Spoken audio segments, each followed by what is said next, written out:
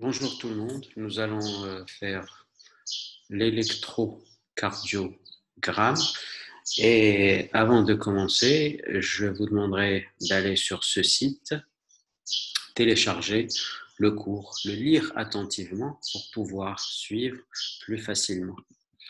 L'électrocardiogramme, c'est l'enregistrement de l'activité électrique du cœur sur un papier millimétré.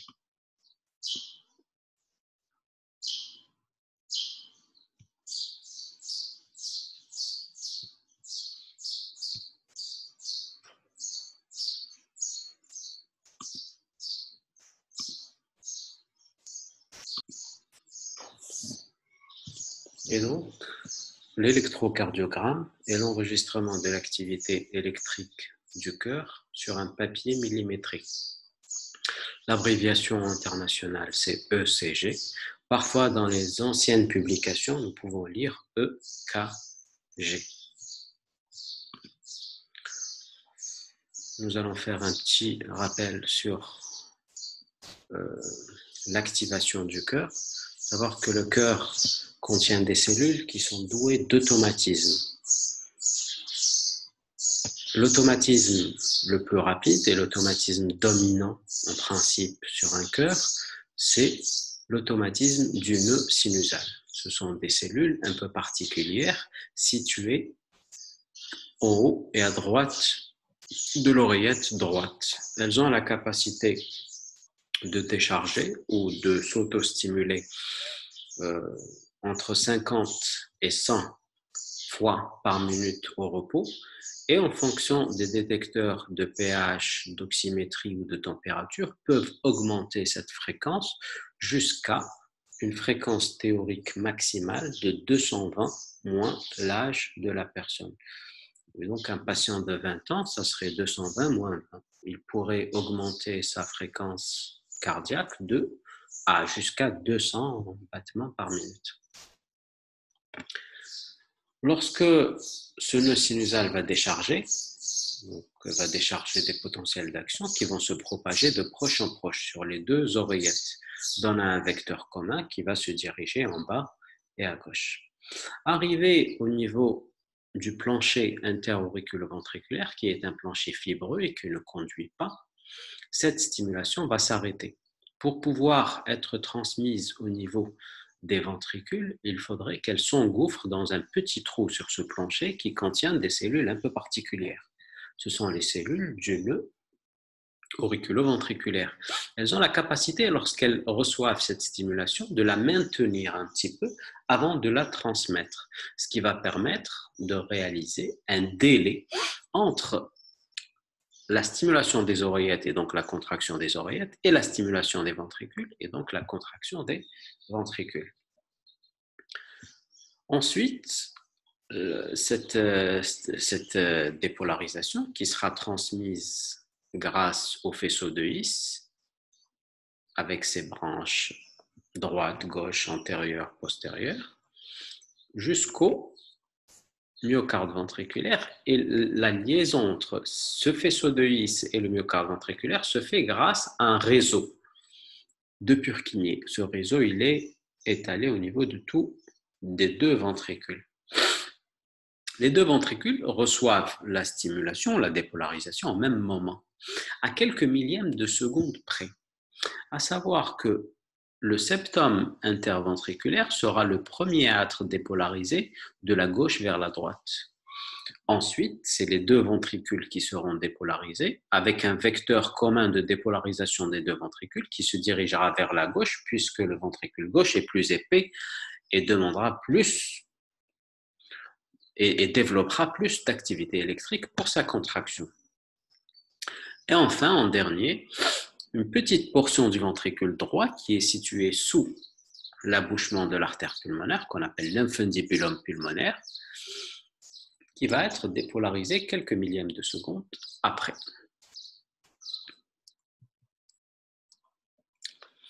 La nomenclature de l'ECG.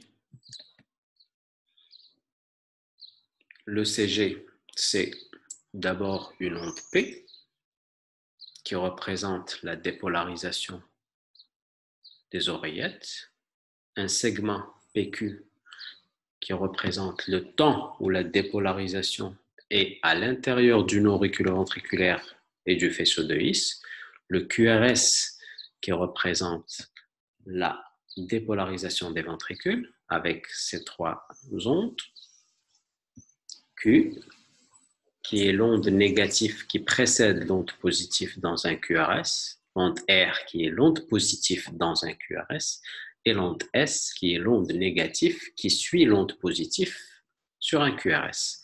Si nous avons une seconde onde positive, ça serait R', une seconde onde négative, ça serait S'. Ce point-là de jonction entre les oreillettes et les ventricules, c'est ce qu'on va appeler le point de jonction entre le QRS et le segment ST, on va appeler le point J. Le segment ST et l'onde T qui représente la repolarisation des ventricules. La repolarisation des oreillettes, elle est noyée à l'intérieur de ce QRS.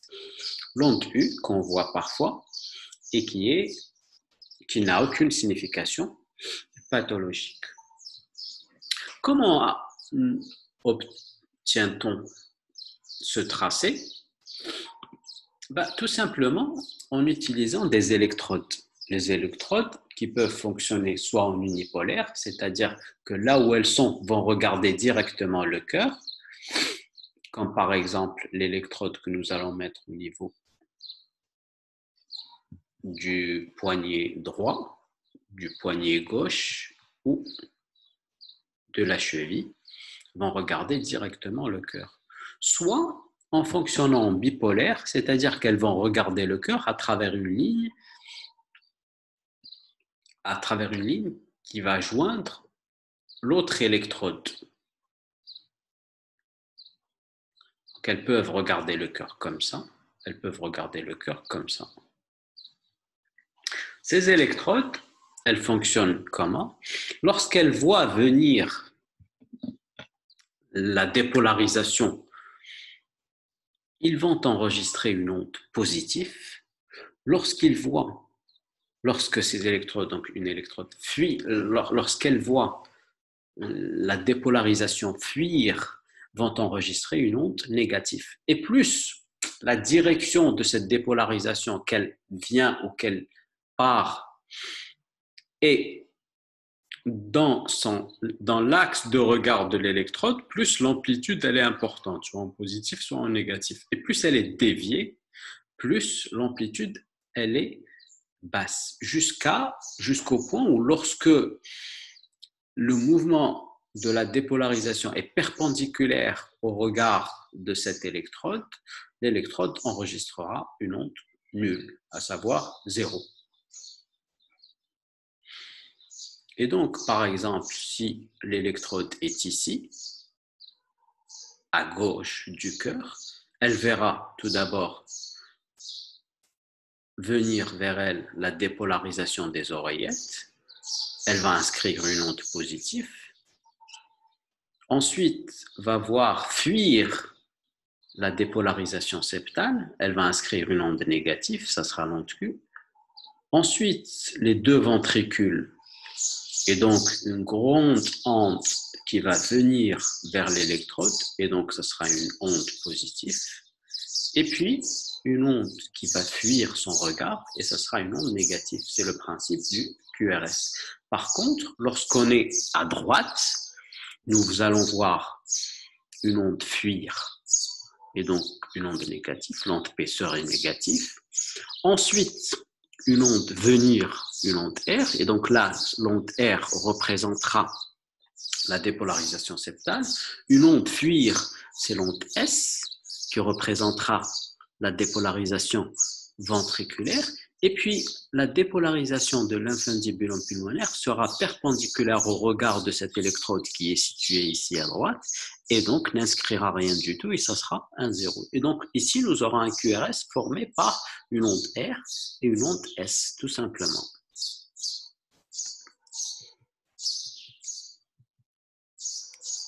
Je reviens à la méthode d'enregistrement, il nous faut, ça c'est la photo du premier ECG, et vous voyez qu'il se faisait juste avec les 3 électrodes, c'était des bassines plutôt, au niveau des 2 mains et du pied gauche, le pied droit étant posé par terre. Actuellement, les appareils sont plus compacts, avec plus d'électronique. Alors, pour enregistrer un électrocardiogramme, il nous faut tout d'abord un patient. Le patient doit être en résolution musculaire, à savoir allongé et au repos, torse nu. Nous allons placer les électrodes périphériques au niveau des 2 poignets et de la cheville gauche. La cheville droite, nous pouvons mettre l'électrode neutre qui est reliée à la terre. Donc, ces 3 électrodes vont fonctionner soit en unipolaire,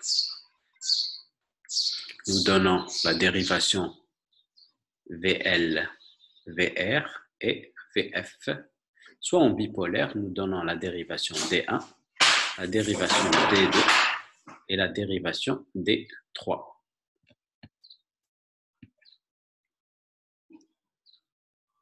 Et puis, nous avons des électrodes précordiaux que nous allons mettre au niveau du précordium à des emplacements bien précis pour analyser le plan horizontal. Tout à l'heure, c'était le plan frontal avec les 6 dérivations périphériques. Là, c'est le plan horizontal. Le plan frontal, c'est haut, bas, droite, gauche. Le plan horizontal, c'est antérieur, postérieur et toujours droit, gauche.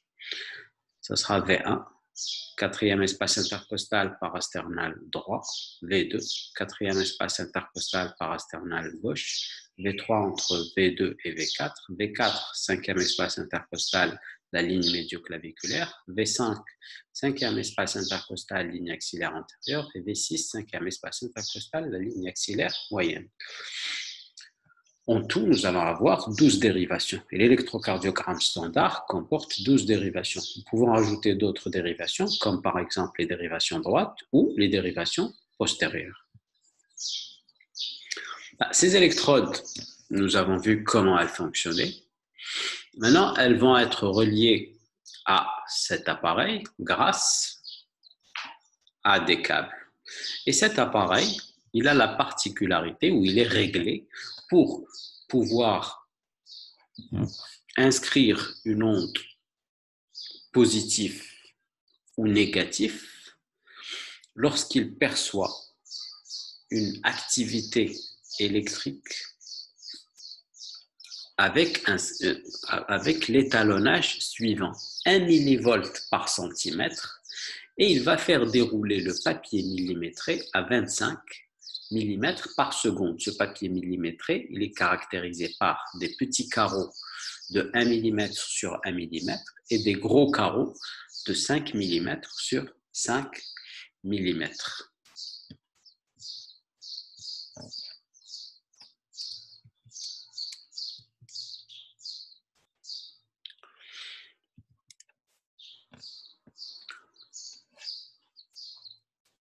En ayant connaissance de comment fonctionnent les électrodes, et lorsque nous regardons le cœur à différents points sur le plan frontal, nous pouvons savoir exactement, grâce aux amplitudes des ondes, quelle est la direction exacte du vecteur commun de dépolarisation, que ce soit des oreillettes ou des ventricules. Et pour cela, pour avoir une projection dans l'espace avec des degrés, nous allons utiliser le double triaxe de Bailey qui nous dit que le 0 degré se situe au niveau de D1 et que tout ce qui monte, c'est en négatif et tout ce qui descend, c'est en positif. Vous voyez la projection des différentes dérivations. Enfin, nous arrivons à la méthode d'analyse de l'électrocardiogramme. Nous allons prendre l'exemple de cet électrocardiogramme et nous commençons. Étape 1, la date et l'identification. Cet électrocardiogramme est daté du 2 janvier 2020, mais il n'est pas identifié. Il n'y a pas de nom de patient dessus. Deuxième étape, vérifier l'étalonnage. Vous voyez ici, cet aspect représente 1 millivolt. Est-ce qu'il fait 1 cm? Oui, il fait 2 gros carreaux et donc 1 cm de hauteur. Ici, nous sommes sur l'étalonnage de 1 millivolt par centimètre. Pour la vitesse de déroulement du papier, c'est 25 mm par seconde. Lorsque nous avons 25 mm par seconde, nous avons quoi? Nous pouvons convertir le millimètre ici. Le petit carreau va faire 0,04 secondes. Et le gros carreau va faire 0,2 secondes. 5 gros carreaux vont faire 1 seconde. Et donc, deuxième étape, nous allons dire qu'il s'agit d'un étalonnage standard avec 1 millivolt par centimètre et 25 mm par seconde. Troisième étape, le rythme est-il sinusal? Pour savoir si le rythme est sinusal, il nous faut 3 critères. Le premier, c'est les ondes P positifs en D1 et D2. Deuxième critère, chaque QRS est précédé d'une onde P. Troisième critère, l'espace PR constant. Il ne varie pas. Il s'agit bien d'un rythme sinusal. Est-il régulier? Il faut vérifier l'équidistance des ondes R. Est-ce qu'elles sont équidistantes? Oui. Il s'agit d'un rythme sinusal régulier. Quelle est la fréquence cardiaque? Ici, la fréquence cardiaque sera calculée en mettant 300 divisé par le nombre de gros carreaux entre R et R. Ici, il y a 1, 2, 3, 4 gros carreaux, 5 gros carreaux, disons 4 petits carreaux. Donc, 4 gros carreaux et 4 petits carreaux. Ça nous fait 4,8 gros carreaux. 300 divisé par 4,8 va nous donner à peu près 64 ou 66. 64, je crois. Je continue. Et donc, il s'agit d'un rythme sinusal régulier à 64 par minute. Quatrième étape, l'analyse de l'auriculogramme. Nous allons l'analyser surtout au niveau de D2, parce que c'est là où nous le voyons le mieux. Sa durée, 2 petits carreaux, 0,08. Son amplitude, 1 petit carreau et demi à peu près, 1,5 mm. Sa morphologie, monophasique, il n'a pas une double bosse ou une triple bosse, il a une seule bosse et elle est positive. Donc, monophasique, positif, c'est la morphologie normale. Et puis l'axe. Pour l'axe, nous allons chercher là où l'onde P est la plus ample. Là, nous voyons qu'elle est la plus ample au niveau de D1 et de D2. Et qu'elle est également ample en D1 et en D2. Et donc, l'axe se situe exactement entre D1, qui est 0 degré, et D2, qui est 60 degrés. Et donc, l'axe serait à plus 30 degrés. Et donc, je récapitule, quatrième étape, l'analyse de l'auriculogramme nous retrouve une durée à 0,08 secondes, une amplitude à 1,5 millivolts, une morphologie positive et monophasique en D2, et puis un axe à plus 30 degrés. Cinquième étape, la mesure de l'espace PR au niveau de D2, du début de l'onde P jusqu'au début du QRS. Il y a 4 petits carreaux et donc 0,16 secondes. Donc, la cinquième étape, l'espace PR est mesuré à 0,16 secondes. Sixième étape, l'analyse du ventriculogramme. Pour le ventriculogramme, nous allons également mesurer sa durée. 2 petits carreaux, 0,08 secondes.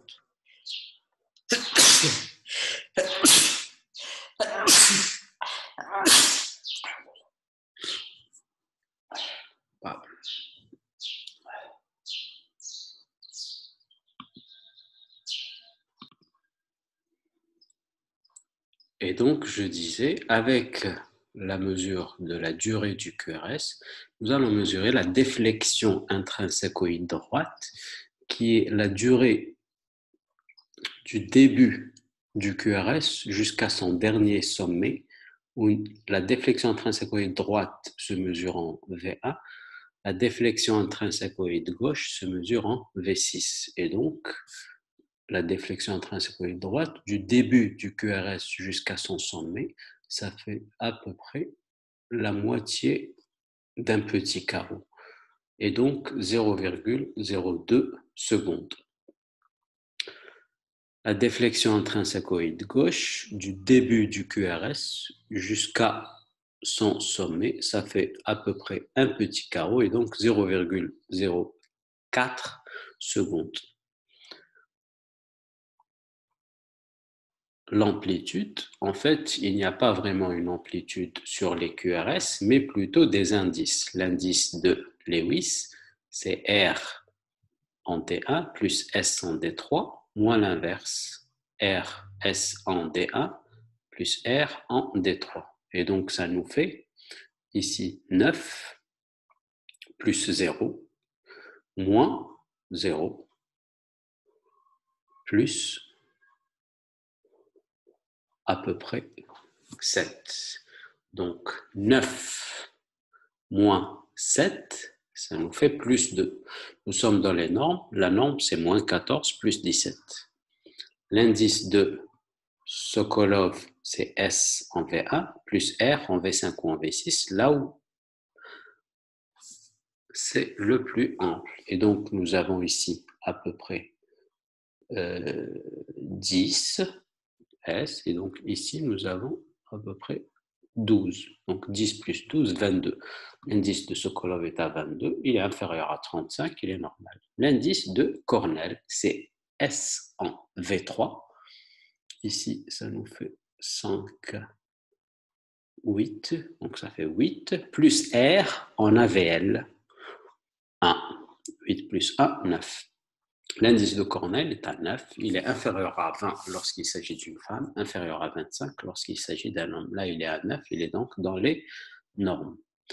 Et donc, après les indices, la morphologie. La morphologie, il faut vérifier la morphologie au niveau de V1. Il faudrait qu'il y ait un petit r et un grand S avec R inférieur à S. Au niveau de V5, il faudrait qu'il y ait un R supérieur à un S, au S. Là, le S est à 0, donc le R il est forcément supérieur au S. Et au niveau de V6, il faudrait que R soit supérieur à 2 fois S. C'est le cas. Puis vérifier la zone de transition. La zone de transition, c'est l'endroit où, c'est la dérivation où le R devient supérieur au S. Ici, c'est en V4. Après la morphologie, c'est l'axe. Je reviens sur les dérivations standards, D1, D2, D3, AVR, AVL et AVF. Je vérifie là où mon QRS est le plus ample. Ici, c'est au niveau de D2. Donc, mon axe tend vers D2. Est-ce qu'il tend vers D2 un petit peu vers D1 ou est-ce qu'il tend vers D2 un petit peu vers D3? Là, si nous comparons l'amplitude de D1 et de D3, on remarque qu'elles sont quasiment pareilles, si ce n'est 1 mm de plus au niveau de D1. Donc, c'est un petit peu plus proche de... en fait, c'est entre D1 et D2, mais c'est beaucoup plus proche de D2. Comme D2 mesure 2 fois D1, donc c'est 2 fois plus proche de D2 que de D1, ça serait plutôt vers les 40 ou les 50 degrés.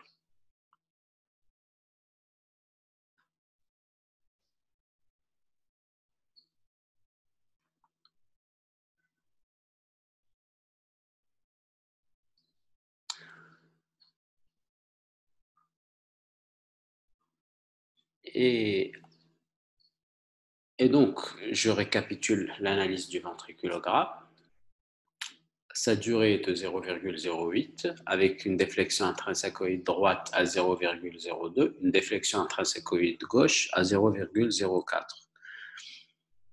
Un indice de Lewis à plus 2, l'indice de Sokolov à 22 et l'indice de Cornell à, je ne me rappelle plus, 10 ou 11.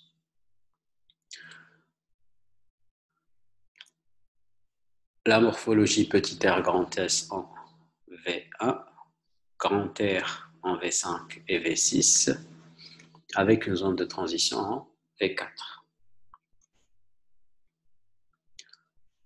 Un axe à plus 50 degrés.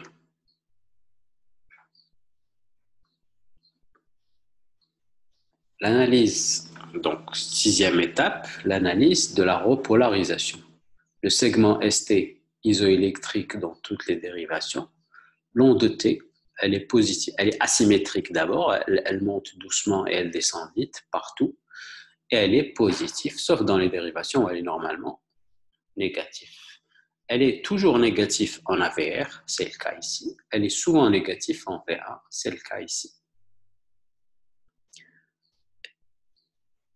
Et enfin, la mesure de l'espace QT. L'espace QT, c'est du début du QRS jusqu'à la fin de l'onde T. Ici, c'est deux gros carreaux pleins, et donc l'espace QT est à 0,4 secondes.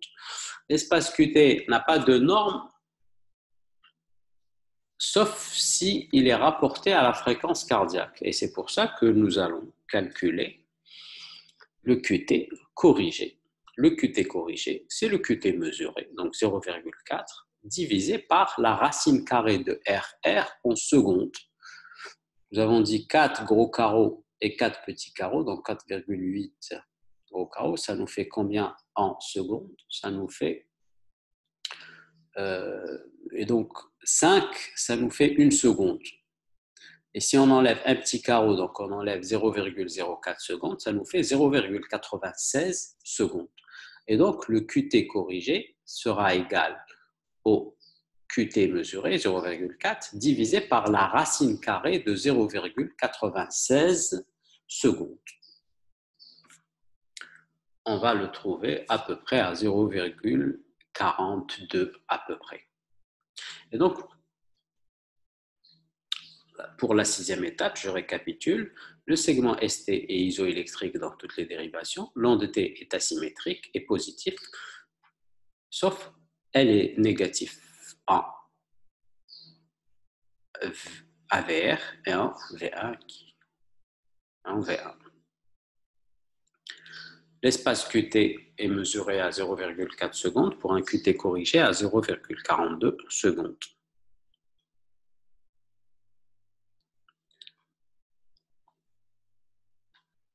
Enfin, nous avons fini. Et donc, pour ce qui est de l'étude synthétique, nous allons reprendre dans l'étude synthétique qu'il s'agit d'un électrocardiogramme qui s'inscrit en rythme sinusal régulier à 62 ou à 64 par minute. Et puis, nous allons réfléchir en silence. Est-ce qu'il y a quelque chose qui sort de la norme? Non. Et donc, on dira dans les limites de la normale. Et je vous remercie.